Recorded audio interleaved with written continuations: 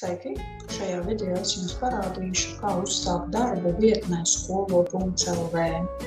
Tātad atverot vaļā pārbaudu programmu, augšā adrešu joslā mēs ieliekam adresi skolo.lv.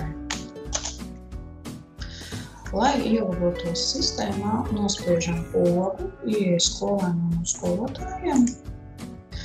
Un ir vairāki veidi, kā autentificēties sistēmā. Visi šie veidi norādīti šeit apakšā. Lai autorizētos, es izvēlēšos e-klases pasi, tāpēc apakšā es spiežu uz pogas e-klase un ievadu savu lietotāju vārdu un paroli.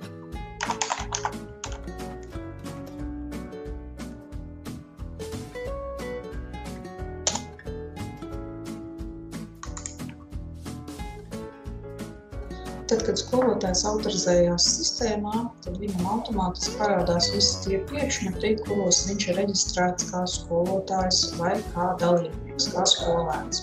Skolotājs pats jaunu priekšmetu izveidot nevar. Lai izveidot jaunu priekšmetu, ir jāsazinās ar sistēmas virslietotāju izglītības iestādē.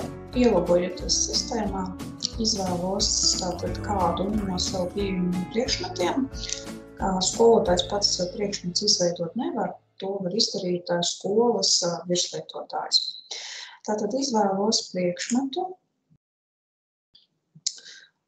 un, lai pievienotu priekšmetā skolēnus, vispirms ieslēdzam pogu ieslēgt rediģēšanu. Nākamajā solī izvēlamies pievienot bloku. Izvēlos skolēnu audzēkņu pārvaldība. Pēc kā nospiešanas, tātad labajā pusē ekrānam tiek attēloti tie e-klases žurnāli, kuros jūs esat reģistrējies kā skolotājs. Ja kāds žurnāls nav redzams, vēlreiz varam nospiest pogu mani žurnāli, tātad, lai šis saraksts tiktu atjaunināts.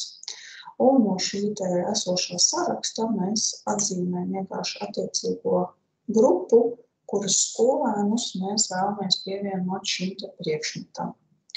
Tālākajā solī vienkārši nospiežam pogu pievienot un audzēkņi automātiski tiks pievienoti priekšmetam.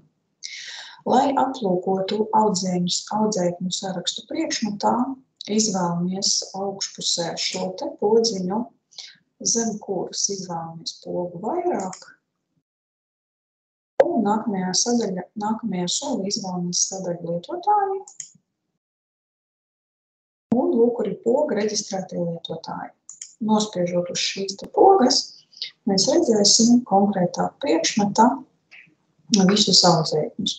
Lai atgrieztos priekšmetā, mēs varam augšpusē vienkārši nospiest uz priekšmeta saīsināto nosaukumu. Tas šoreiz arī viss.